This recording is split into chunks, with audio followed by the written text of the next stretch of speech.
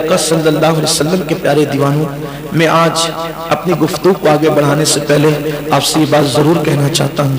کہ جوانی کا، اپنی طاقت کا، اپنی دولت کا ہم کب تک ناجائز فائدہ اٹھاتے رہیں گے، کب تک گناہوں کے اندر ڈوبے رہیں گے؟ دیکھو، اللہ تعالیٰ جب تک ڈھیل دیتا ہے تب تک ڈھیل دیتا ہے۔ جب اللہ تبارک و تعالیٰ رسی ٹائٹ کر دیتا ہے، ڈوری ٹائٹ کر دیتا ہے، پھر کوئی یار نہیں ہوتا، کوئی مددگار نہیں ہوتا، کوئی دوست نہیں ہوتا، کوئی احباب نہیں ہوتے، کوئی بچانے کے لیے نہیں آتا،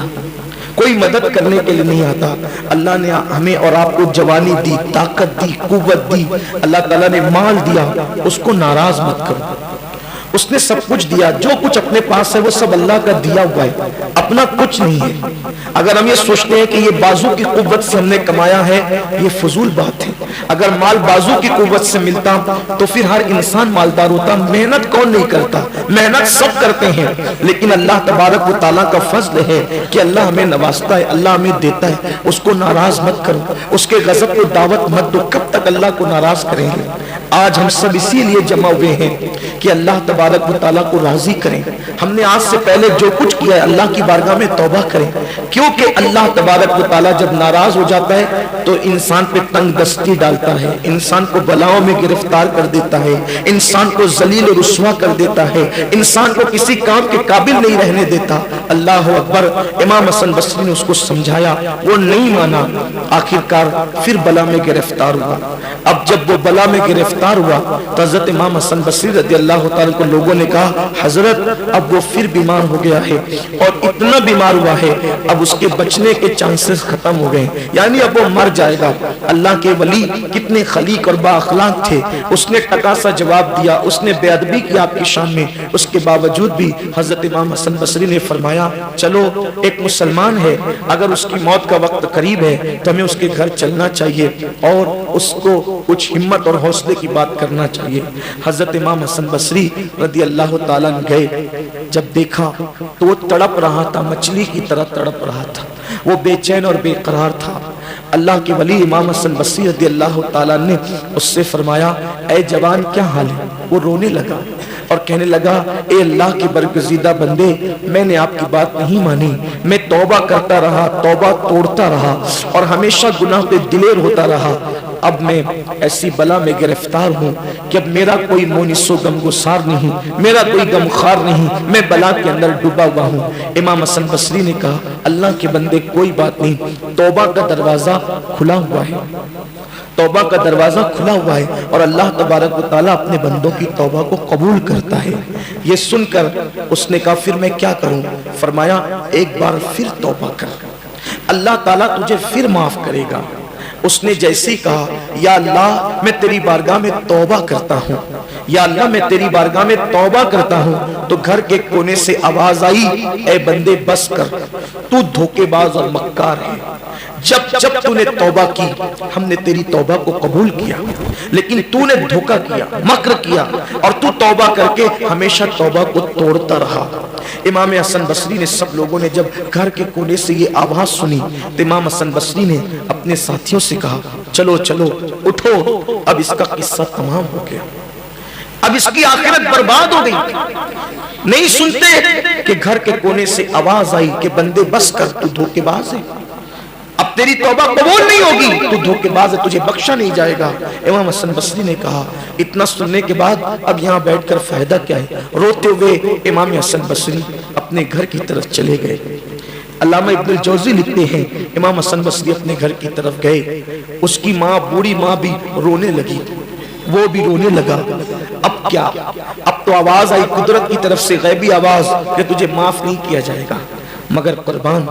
اس جوان نے کہا اپنی ماں سے، امی حسن بصری تو چلے گئے، غیبی آواز بھی آ گئی کہ تجھے معاف نہیں کیا جائے گا، لیکن مجھے یقین ہے کہ میرا اللہ بڑا ستار و غفار ہے،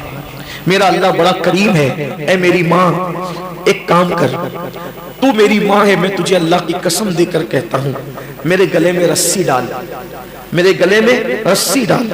اور مجھے گھر کے چاروں کونے میں گھسیٹ اور میرے چہرے کو دھول لگا کر اس پہ پیر رکھ کر کے کہنا یہ اس کی سزا ہے جس نے اللہ کے ساتھ بغاوت کی ہے اور گناہ کیے ہیں، اور کہنا کہ اللہ تو کریم ہے، تو مہربان ہے، تو معاف کرنے والا ہے، مولا تو وہ ہے جس نے 50 سال کے بعد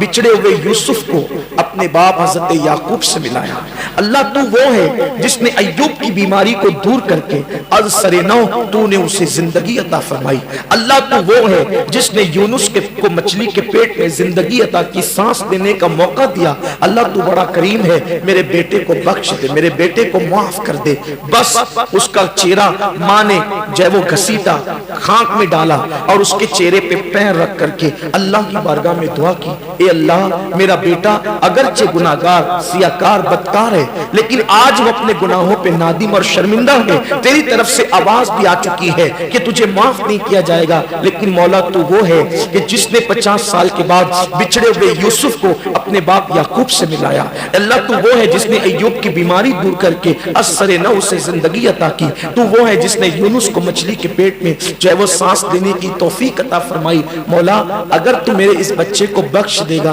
تو تیرا نقصان اس میں کیا ہے؟ یہ کہہ کر ماں بھی رونے لگی اور وہ جوان بھی رونے لگا، غیب سے آواز آئی جا ہم نے تیرے بیٹے کو بخش دیا،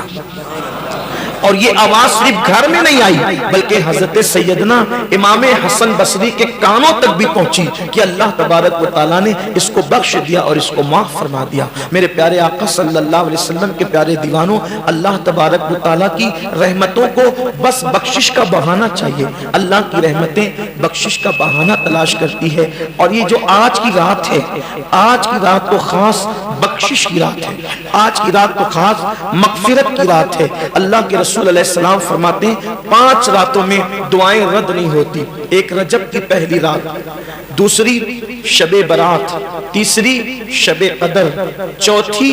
عرفہ کی شب یعنی حاجی جس دن حج کے میدان میں ہونے والے ہوتے ہیں اس سے پہلے عرفہ کی شب، اور 5ویں عید الفطر کی شب۔ یہ 5 راتوں میں اللہ کے رسول نے ضمانت دی ہے کہ جو بھی دعا کی جاتی ہے اللہ تبارک و تعالیٰ قبول فرماتا ہے، اور شب برات کے لیے اللہ کے رسول فرماتے ہیں کہ ہر مسلمان کو، ہر مومن کو بخش دیا جاتا ہے سوائے اس کو جس کے دل میں کسی مسلمان کے لیے کینہ ہو۔ زندگی کا کوئی بھروسہ نہیں ہے، ہم ہر سال جمع ہوتے ہیں، توبہ کرتے ہیں، لیکن میری گزارش یہی ہے کہ ہم کبھی ایسی بھی توبہ کریں کہ اس توبہ کے بعد پھر ہماری زندگی میں گناہ نہ ہو، اس توبہ کے بعد پھر ہماری زندگی میں 5 وقتہ نماز ہو، ایسی توبہ ہو جس توبہ کے بعد پھر چہرے سے داڑیاں نکال کے گٹروں میں نہ پھینکے، ایسی توبہ ہو جس توبہ کے بعد ہم جھوٹ کو ترک کر دیں، ایسی توبہ ہو اس توبہ کے بعد پھر ہم کسی پہ ظلم کرنا بند کر دیں، کسی پہ زیادتی کرنا بند کر دیں۔ اگر ہم نے ایسی توبہ کر لی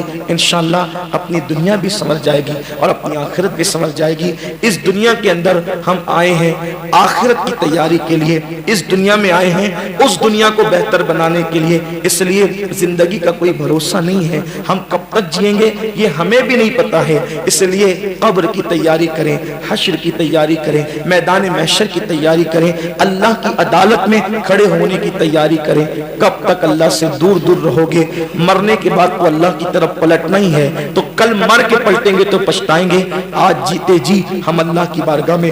پلٹیں، اللہ رب العزت کو منائیں،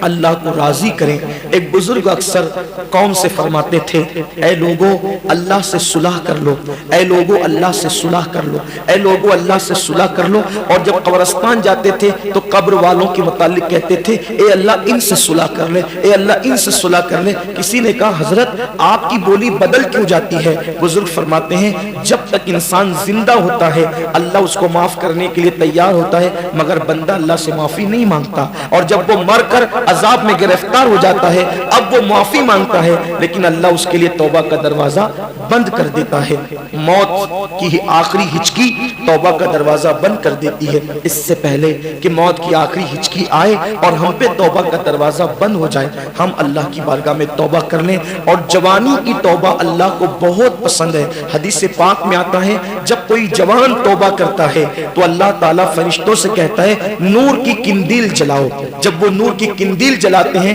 تو دوسرے فرشتے کہتے ہیں یہ نور کی قندیل کیوں جلی ہے؟ تو فرشتے جواب دیتے ہیں آج ایک جوان نے توبہ کر کے اللہ کی طرف پلٹ گیا ہے, اس کی خوشی میں یہ نور کی قندیل روشن کی گئی ہے. تو ہم اللہ نے ہمیں طاقت دی, جوانی دی, آئے ہم سب